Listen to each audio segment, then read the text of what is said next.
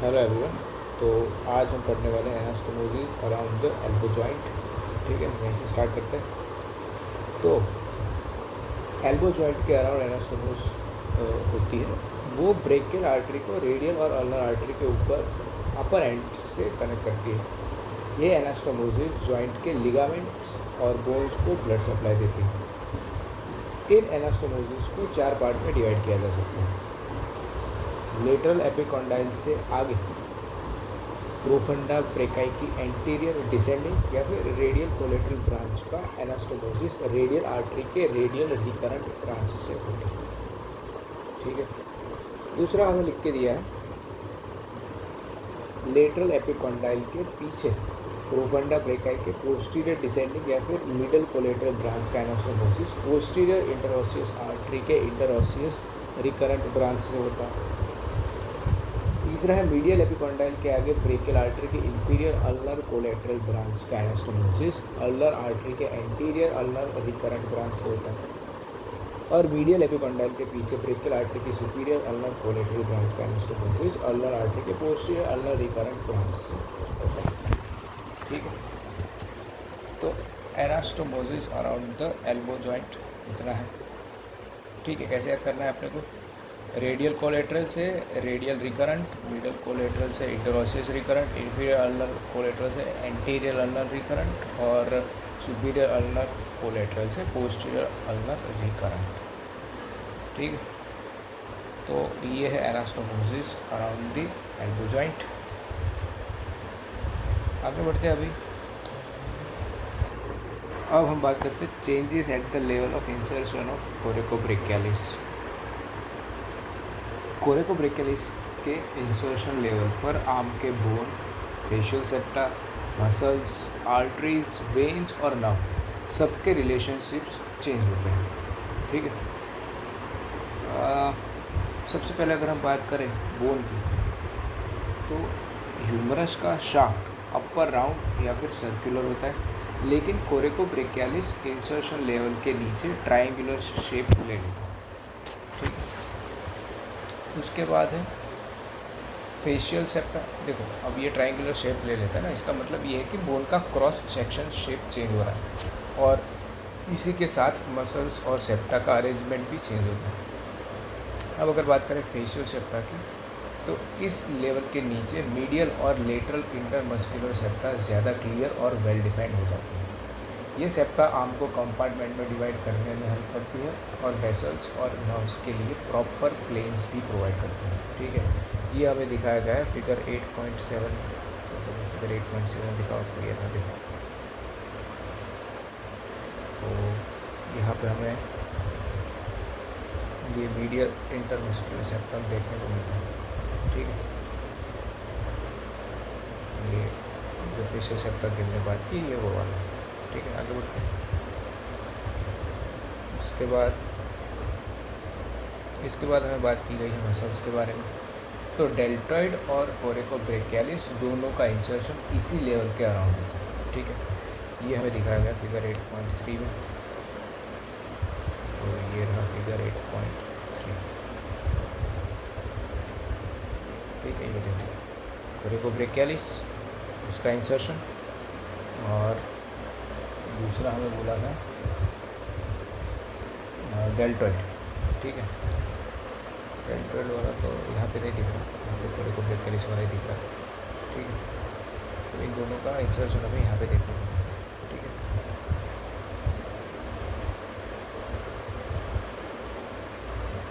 अभी बात करते हैं इधर बी।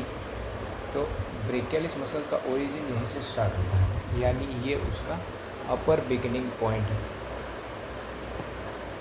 ट्राइसेप ब्रेकाई के मीडियल हेड का ओरिजिन भी यहीं के नियर स्टार्ट होता है। So muscle wise this level is junction where one muscle ends, another begins and compartment boundaries become more obvious. ठीक है, आर्टरीज की अगर हम बात करें, तो ब्रेकियल आर्टरी पहले आर्म की मीडियल साइड पर होती है, फिर इस लेवल के आसपास वो एंटीरियर एस्पेक्ट पर आ जाती है।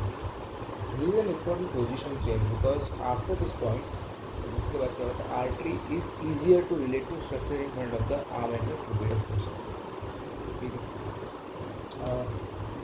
हम बात करें प्रोफंडा ब्रेकाई आर्टरी, तो profunda brachii artery spinal groove में चलती है और आगे चलकर दो ब्रांचेस देती है, एंटीरियर डिसेंडिंग या फिर रेडियल कोलेटरल और पोस्टीरियर डिसेंडिंग या फिर मिडल। ये आर्टरी बहुत ही इंपॉर्टेंट है क्योंकि ये रन करती है रेडियल नर्व और कंट्रीब्यूट करती है एल्बो एनास्टोमोसिस को, ठीक है, जो कि हमने जस्ट स्टडी किया पिछले लेक्चर में। Superior ulnar collateral artery brachial artery से निकलती है और अल्नर नर्व के साथ मीडियल इंटरमस्कुलर सर्कल को पियर्स करके पोस्टीरियर कंपार्टमेंट में चली जाती है, ठीक है। इसके बाद अगर हम बात करें ह्यूमरस को सप्लाई करने वाली न्यूट्रिएंट आर्टरी, तो वो बोन के अंदर एंटर करती है। इसके बाद हमारे पास वेन्स, तो बेसिलिक वेन यहीं पर डीप फेशिया को पियर्स करती है और सुपरफिशियल प्लेन से डीप प्लेन में आ जाती है।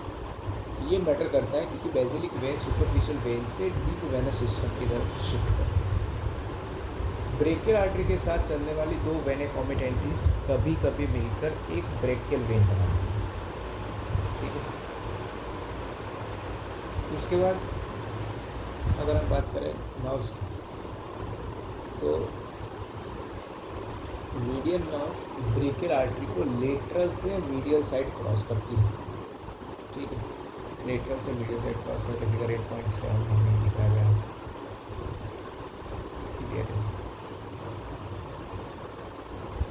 यहाँ पे ये रेडियल नर्व जा रही है और मीडियल नर्व हमें दिखाई ये वाला, ये मीडियल क्रॉस कर रही है, ठीक है। आगे बढ़ते हैं और हमें लिख के दिया कि क्रॉस करती है और ये क्रॉसिंग आर्म जो है, ये क्रॉसिंग आर्म है का एक क्लासिक लैंडमार्क है बिकॉज नर्व और आर्टरी रिलेशन यहाँ चेंज होता है। अल्नर और सुपीरियर अल्नर कोलेटरल आर्टरी के साथ मीडियल इंटरमस्कुलर सेप्टम पेयर्स करके पोस्टीरियर कंपार्टमेंट में एंटर करते हैं। रेडियल नर्व प्रोफंडा ब्रेकाई के एंटीरियर डिसेंडिंग या फिर रेडियल कोलेटरल ब्रांच के साथ लेटरल इंटरमस्कुलर सेप्टम को पेयर्स करके पोस्टीरियर कंपार्टमेंट से एंटीरियर साइड की तरफ मूव करती है। Medial cutaneous nerve of arm deep fascia को पियर्स करती है और स्किन के क्यूटेनियस सप्लाई के लिए सुपरफिशियल हो जाती है। हमने यहाँ पर बात कर दी, 8.12 में हमें ये दिखाया गया 12B, ठीक है। यहाँ पे आप अच्छे से देख सकते हैं इस वाली डायग्राम में।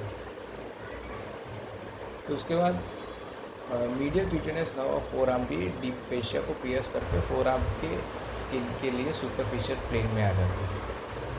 तो ये तो बात होगी मीडियल क्यूटेनियस नर्व, ठीक है। तो इस लेवल को याद रखने का डीप आइडिया ये है कि यहाँ bone shape, muscle origin and insertion, artery course, when transition और नर्व क्रॉसिंग सब एक साथ चेंज होता है, ठीक है।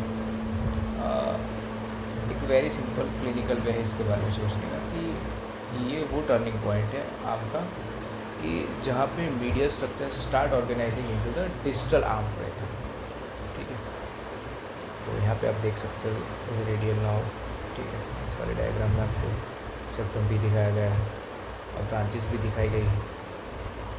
यहाँ पे आपको वेन दिख रही है, सिफिलिक वेन है और एक्सिलरी वेन के अंदर होती हुई दिख रही है आपको, बेसिलिक वेन भी दिख रही है, ठीक है। तो ये सारे स्ट्रक्चर्स यहाँ पे हैं। नेक्स्ट क्लास में हम क्यूबिटल फोसा से स्टार्ट करते हैं।